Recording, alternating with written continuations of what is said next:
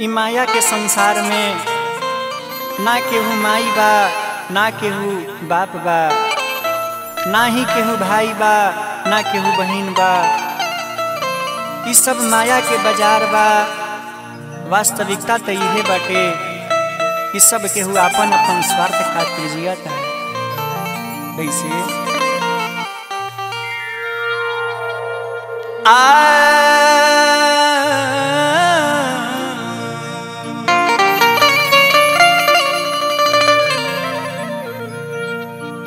सगरो लगल बा इहवा माया के बाजार रे, माया के बाजार रे। चल रे बटोहिया केहू नइखे तोहार रे, चल रे बटोहिया केहू नइखे तोहार रे। सगरो लगल बा इहवा माया के बाजार रे, माया के बाजार रे। चल रे बटोहिया केहू नइखे तोहार रे, चल रे बटोहिया केहू नइखे तोहार रे।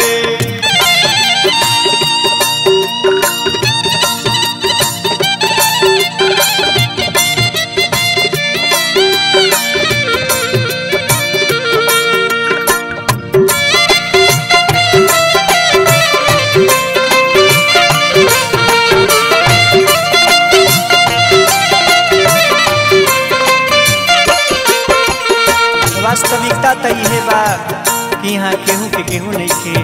कैसे यहाँ हित न केहू बा, नहीं कोई तोर संगती हो।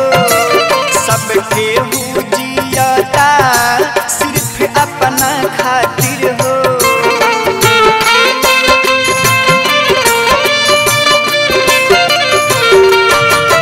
यहाँ हित न केहू बा, नहीं कोई तोर संगती हो। सब केहू जियता सिर्फ अपना खातिर हो। दोस्त बहुत काम मिली, दोस्त बहुत काम मिली, दुश्मन हजार रे, दुश्मन हजार रे। चल रे बटोहिया केहू नइखे तोहार रे, चल रे बटोहिया केहू नइखे तोहार रे। सगरो लगल बा इहवा माया के बाजार रे, माया के बाजार रे। चल रे बटोहिया केहू नइखे तोहार रे, चल रे बटोहिया केहू नइखे तोहार रे।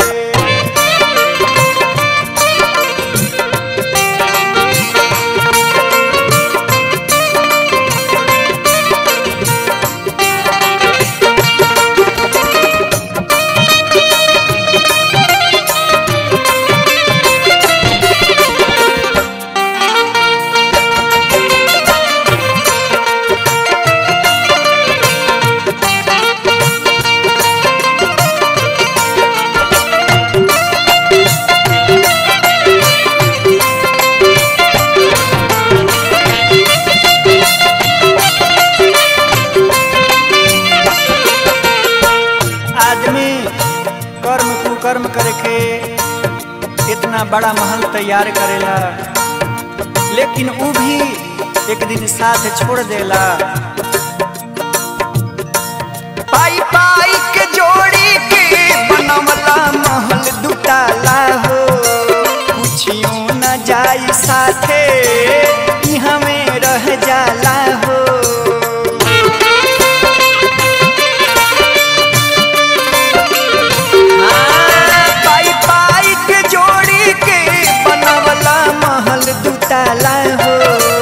कुछियो न जाई साथे इहाँ में रह जाला हो।